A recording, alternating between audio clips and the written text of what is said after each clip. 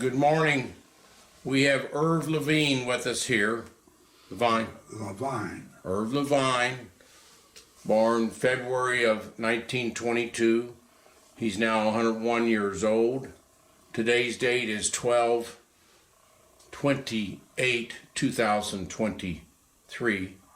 He will be 102 in 2 months. Irv was a radio man at the Hump, and we are showing you a picture here of the Hump, and this is what you call the Hump because the Hump was determined as the Himalayas, and you see the hills there. That's okay.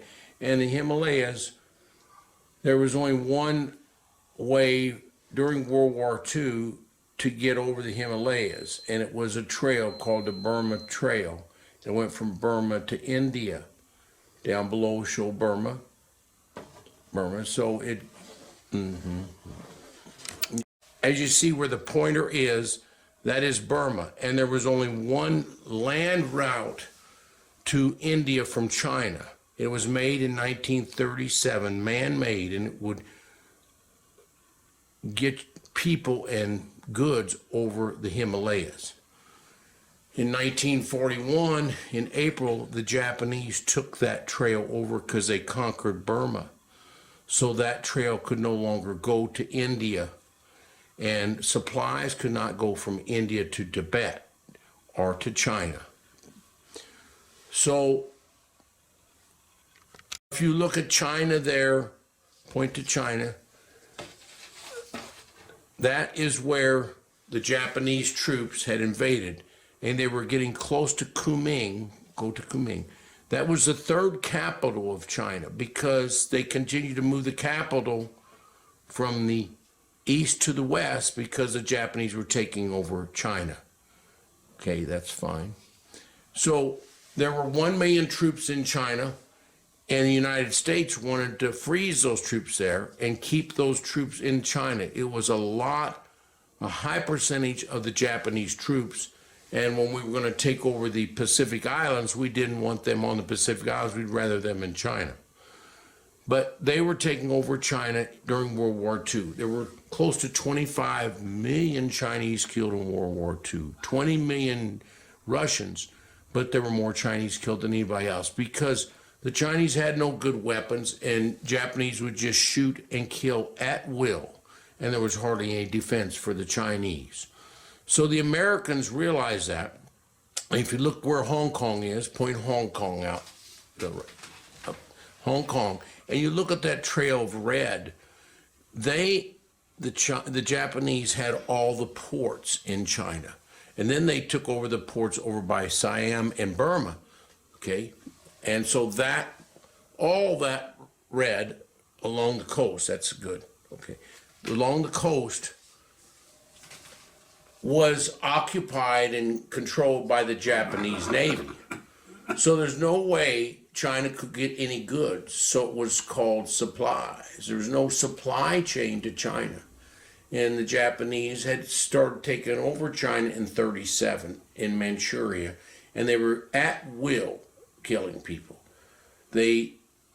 One area where the Doolittle Run, some of those people landed in China. Doolittle and some Chinese people helped him escape, and the Japanese killed 250,000 people in that city because they were upset with him helping an American escape. That was in April 1942. So put the pointer over to Chappawa. Now Chappawa is up in the Bengal district of China, and then go point a pointer on Calcutta down lower. Calcutta. Calcutta, and so Calcutta was the port where you would bring goods in from the United States, and then you have to transport them by train up to Chappawa. So a lot of goods came in that way, but then they had to get to Chappawa over to Kunming. So from December of 41 to April 41, we had the Flying Tigers, and they helped in P-40s control some of the Japanese assault and held the Japanese back for 4 to 5 months before we could get enough troops over there. So if you go put the pointer on Chabawa, that's Chabawa. So the hump was many cities over there in India, and they flew from Chabawa over to Kunming. And that was over the Himalayas, 14 to 18,000 feet with bad currents. So point to the Indian Ocean with the pointer. The Indian Ocean had warm area, and that warm area would go up and point to Tibet and China up there where the mountains are now.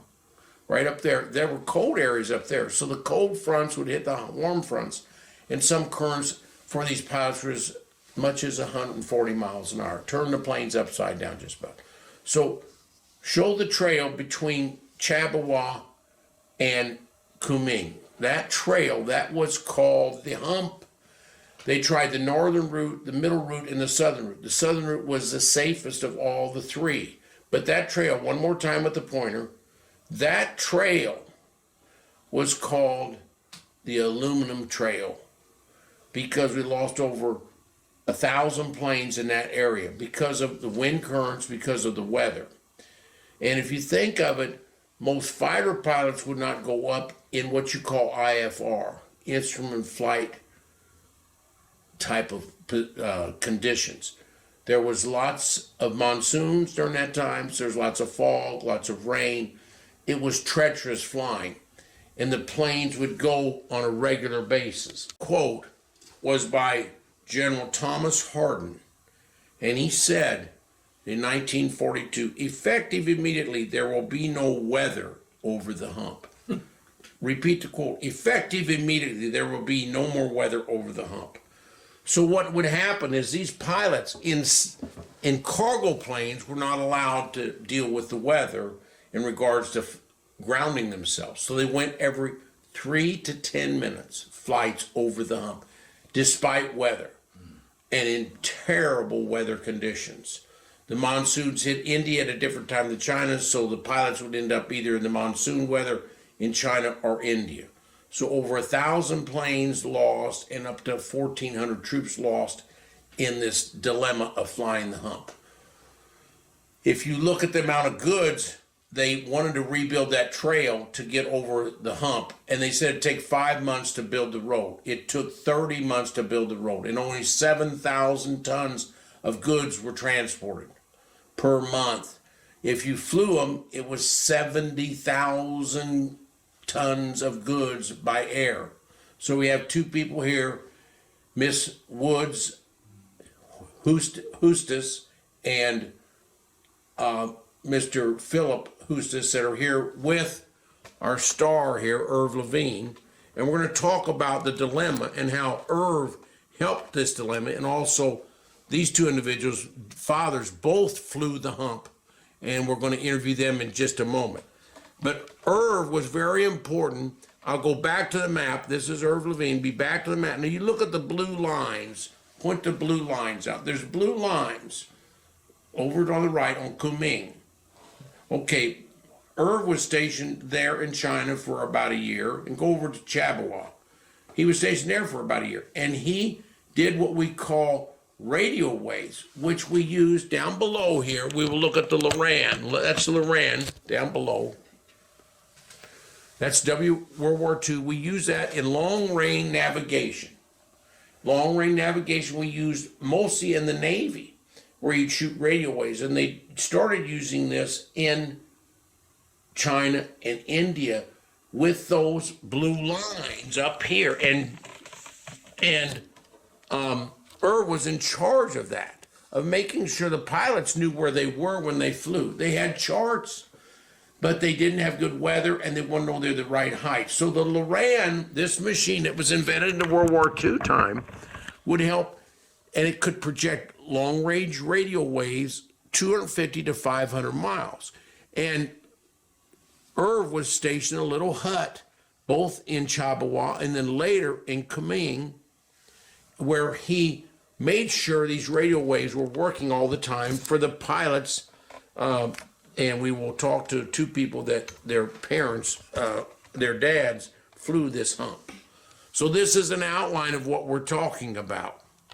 Okay, Irv, you were from Ohio, then Indiana.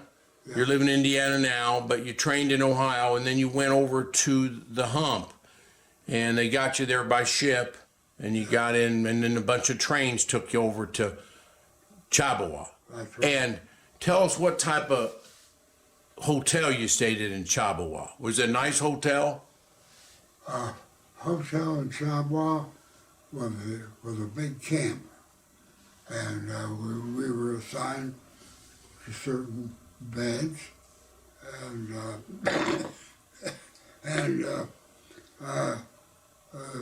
was no hotel there. Strictly Army kitchen food, and we waited there for our orders to go across India to Chippewa. And so when you were at Chippewa, tell us how many people were working the radios, and you were about 10 miles away from the city of Chippewa to shoot the radio waves up for the planes so they knew what they were doing. And yeah, well, we opened up a station out in the jungles with two big transmitters to send the waves over the Hump to Kunming. And Kunming also had two generators putting out signals, so that we had waves going back and forth. And the pilots would follow that wave to get over the Hump. The Hump was very treacherous. The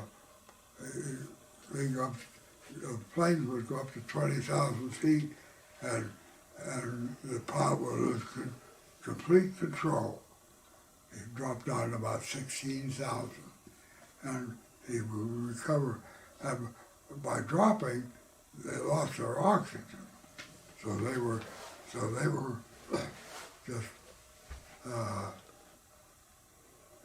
just free from breathing and everything else, but that was a treacherous part of the Hump, going up to 20,000 and dropping down 4,000 feet, and then they recovered 16,000, and they wake up and fly on into China. now, those planes that flew over were C-47, C-46s, and some fighters escorted them depending on the weather, and those carried a lot of the cargo.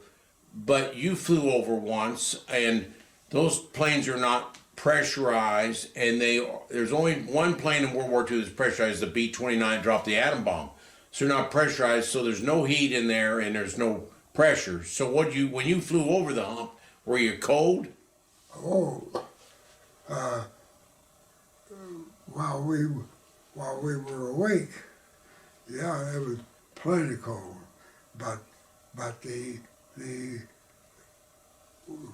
thank goodness it didn't last that long, dropping from 20,000 down to 16,000, And did you have bad weather when you're up there? Was it pretty bumpy going over the Hump when you were in the plane? Oh yeah. We had a storm, and we went through the storm, and that's where the plane went up to 20,000 feet, and all at once would drop down to 16, and you were unconscious the 4,000 feet, and you wake up, and the pilot would wake up, and he took over flying. And was it pretty bumpy and was it worse than a roller coaster? Yeah, I would say every bit of that. Yeah. It was when you're in a storm in the Himalayas, you're in a real storm. Yeah. I can tell you that right now. And then when you landed in Kunming, can you tell us about the landing? Was the airstrip, was it bouncy landing or pretty comfortable? It was, at that time, Kunming had a dirt runway, and you landed in a dirt runway. Eventually, they did made it a little harder, and but at the very beginning, the start of everything, it was strictly a dirt runway. No lights on it, not many lights. Oh no. Yeah, no, yeah. no. And then you got out and you saw them transporting a lot of things after you got stationed in Kunming, which is in 1945 or so. Right. Then you went out into the jungle again and worked on a radio to send the radio waves up for people coming over. That's right. That's correct. We operated the Levine equipment in China to going over the Hump, and the same way in India back over to Kunming for the plane to have a guide for flying. And they do that in the modern world today, but that was the beginning of modernity in air flights because you had to know where you were going. Now, that was radio wave communication. You didn't do any wires on the ground because they had called the spider sweep, or the sweeping of the wires, because some spiders would invade a lot of our wires on the ground, and also some of the wires trying to go over the hump when they got the ground completed or the bridge completed to go over there, the wire was as big as a snake, and some of the natives would cut it in half. Yeah. Did you see them do that? Did you see some of those big wires? Oh yeah. They were right out there. You couldn't miss them, and it was ancient. I can say that about it. But they slowly improved. When you were in Bengal, you killed a tiger and you had to strip it. You didn't win that tiger. No, I didn't. Was it a Bengal tiger, or it was a Bengal tiger, was it not? And Oh yeah. that was near your hut, wasn't it? That was near where we lived. And the people appreciate it because the Bengals would eat, some of those tigers eat the people. Oh yeah, that's what started it all. They would come out. This was on a tea plantation, and tiger would come out and bite the native wherever he could and drag him back into the jungle. And that threat was always there. And we had our station was where we slept, and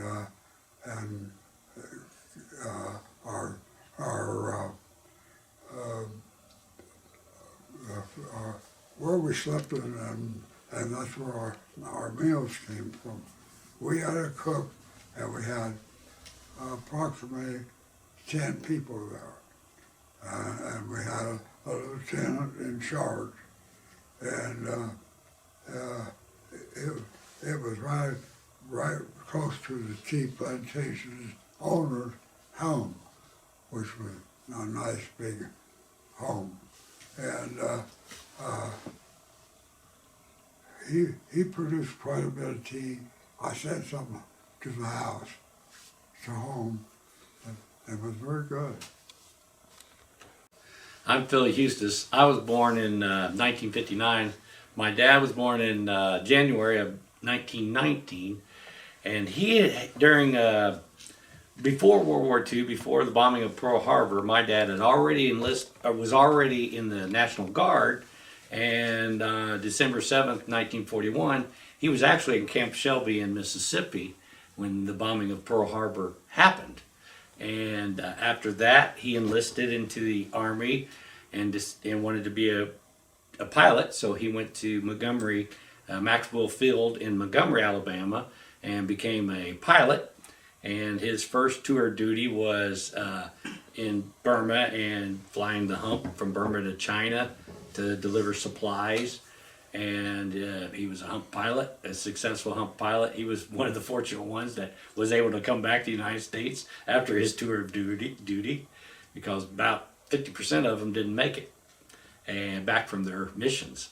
And after that, he was in Alabama for a little while at Napier Field in Dothan, Alabama, and then eventually he was at Love Field in Dallas, Texas, and he was on the team to train fighter pilots, his last commission of World War II. After that, he stayed in the National Guard and actually became a commanding officer of the National Guard in Greencastle, Indiana, where we all grew up, my brothers and sisters, and we all grew up in Greencastle, which is my dad's hometown. My mom and dad met while my dad was in Camp Shelby, Mississippi, because my mom was from Gulfport, Mississippi, just about 40, 50 miles south of Camp Shelby. My mom's brothers didn't like the idea of my mom dating a Yankee, but once they got to know my dad, that they were okay with that. And my mom told us plenty of stories about that romance and relationship. And one story she would talk about was traveling back and forth to Greencastle, my dad's hometown, to live in a garage apartment that her and my dad had built on my grandpa's property. And they lived there until they built their house after the war. And then it became my grandpa's garage, which was right next to the house that we grew up in. And that was kind of cool to hear those stories. And Mom would always talk about going north and south on the Monon. And, sometimes when she was stressed out and tired of taking all of us kids, she would kind of threaten us. I'm just going to go south on the Monon. So that was a reflection to some of her World War II stories and her relationship with my dad.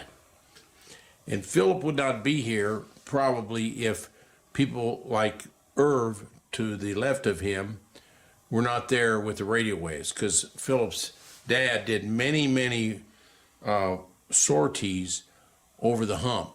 And without those radio waves that Irv was down on the ground creating and telling these pilots their direction, we wouldn't even see the man from Alabama there. I'm from Indiana. But he's got an A shirt. Kathy's from Alabama. He got an A shirt on. He loves that Alabama, but he's supporting his wife there. And my daughter. And a daughter, okay. All right. Hi, my name's Kathy Woods Hustace. My dad was a hump pilot during World War II. He was born in September of 21 and passed away in October 2004 at 83 years old. It was a rather unique upbringing because during his growing up years, he always wanted to be a pilot, and he became a pilot during World War II and was quickly assigned to flying the hump. And as we've heard, it wasn't a good, safe place to be, and unfortunately, he suffered a terrible plane crash. He was the only survivor on the plane, and it was a miracle that he survived even just those days. But once they transported him from the hump, wherever he was in Burma when he had his accident, when he first had his accident, the natives took his watch and everything of remote value of his, and they left him laying in the fields, but he was eventually obviously taken. It took, I forget how many months to get to the hospital. They went to Valley Forge Hospital in Pennsylvania. And at that time, he was already married to my mom. My mom came to visit. The first time she went to visit him, she passed out at his appearance. My dad was wearing a flight suit when he was burned, and he was only burned his face, hands, and neck. But that's normally what people first see of somebody. And while he was in the hospital, my parents had their first child. They had their second child also while they were there. The doctor that worked on my dad, Dr. Joseph Murray, won a Nobel Peace Prize for being involved in the first organ transplant. And he gives my dad's injuries credit to giving him the idea of how the organ transplant could work. and if I could say this correctly, they were trying to do skin grafts on him. And at that point, they thought that the body would reject foreign objects. And they kept, trying to save him, and they ended up taking skin from dead soldiers. They had family approval to do this, and they kept putting it and replacing it to save him. We have pictures that were colorized, and he had strips of skin around his head. So Dr. Joseph Murray was the one that originally worked on my dad, and he was trying everything he could, and he and a scientist and some other doctors had thought about the idea of transplant, but from working with my dad, they realized that his immune system was compromised, and when the immune system was compromised, he wouldn't fight off the foreign skin. Dr. Joseph Murray, I think I mentioned, won a Nobel Peace Prize for doing the first organ transplant, and gives my dad's injuries credit of where those ideas came from. When my dad was on the plane, he was testing out a hump. My dad was testing out a new pilot, so my dad was the co-pilot, and the student was actually the pilot. And they were on what was called a runway in Burma. I don't think it was a very good runway. And when you hit the brakes back then, when you got in the air, the first thing you would do is hit the brakes, and the landing gear would go up. This new pilot thought that they were in the air, and he hit the brakes, and my dad knew there was no way they could take off. He saw the brush, because there were just trees that had been cut down, so he knew that they were going to hit it. And unfortunately, what he transported across the hump was fuel. I forget how many thousands of gallons of fuel they had on the airplane. So when the guy hit that, when they hit the end of the runway, they immediately exploded. And my dad had one thing to do, was get out of the plane. And somehow, I don't know if this was something that was taught in flight school, he knew to get out of the little triangle airplane, the smallest way to make your body was like this. Because if you did this or this, you would be bigger. So he was trying to get out the window, and he was part way out, and the explosion blew him the rest of the way out. So there were obviously a lot of miracles of why and how he survived along the way. Nobody else survived. Nobody else survived. Well, When my dad was first burned, he was getting some medical care, and they started bringing him back to Valley Forge, Pennsylvania.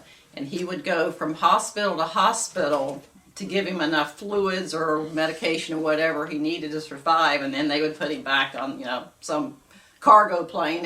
He wasn't a priority to take care of because they thought he would die. And it took, we think, up to 5 months of transporting him to get him there, because he could only travel at their convenience and when his declining health would allow. Once he got to Valley Forge, I think it was 7 years he spent mostly in the hospital. And at one time, he supposedly could have been in the world record, or the Guinness Book of World Records, for having had so many surgeries. One of the major surgeries he had that we always liked to hear as kids, he had a little place on the inside of his arm, and that was where they made his nose. So for months, they grafted skin from his arm to his nose, and his arm was like this in order to recreate his nose.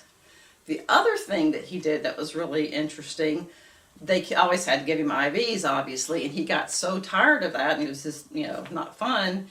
And he said, what can I do to get rid of this? And they had him drink, I think it was 7 quarts of orange juice a day, not to have the IVs. But at that point, he was fighting for it. He also, one of the things, he definitely did not like pain meds. And the doctors always talked about his tolerance for pain, which was incredible. Also, the doctors that worked on him, he stayed in contact with, after the surgeries, and, Dr. Joseph Murray, obviously.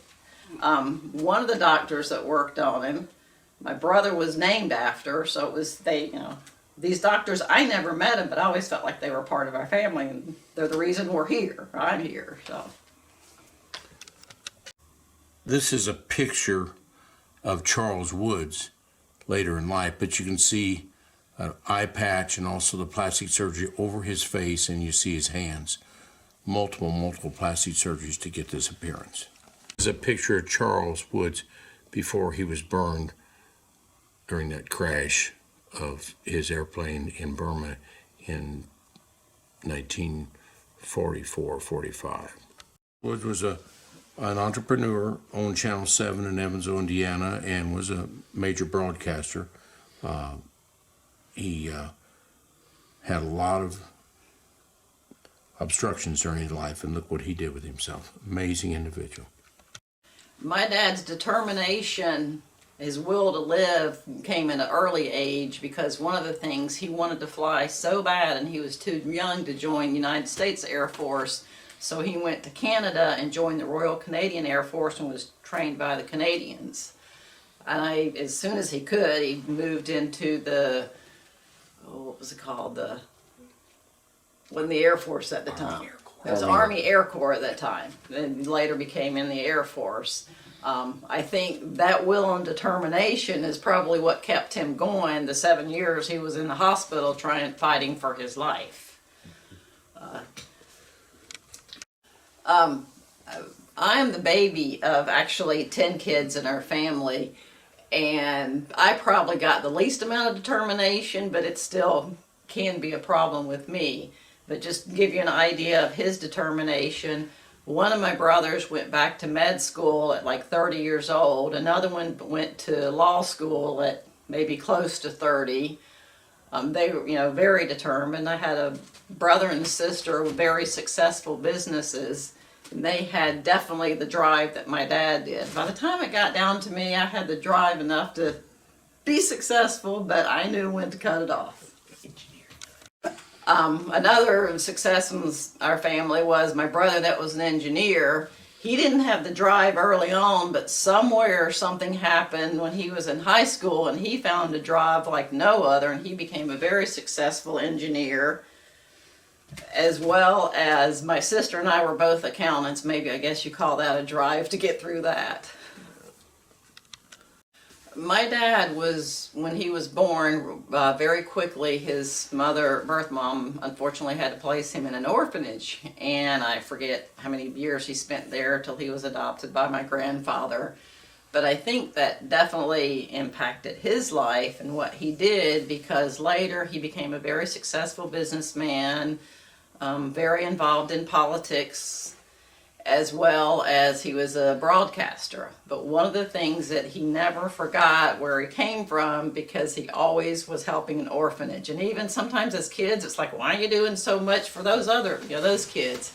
He also, from his face being disfigured, he had a strong desire to help kids that have facial disfigurements. Sent money to orphanages in China because that's where he had been burned, and that was his thing, to try and give back, to help in a way that he remembers and helped others. Operation Smile. There's also an organization called Operation Smile that would help kids with cleft palates, and in China, kids with cleft palates nobody seemed to care about, and they just couldn't at the time. And my brother that was a doctor, he was very involved in that, as well as my dad. My brother went to China several times, and my dad supported them financially and made a difference. And they took kids that were totally disfigured and made them smile for the first time in their life. Okay, we've been very fortunate today to have Irv talk to us, Kathy and Phil, about Irv himself and about Kathy and Phil's dads. These people were in that map over there to the left of Irv, and that was a tremendous adversity. And you see how all of them made the world a better place after leaving that place of adversity.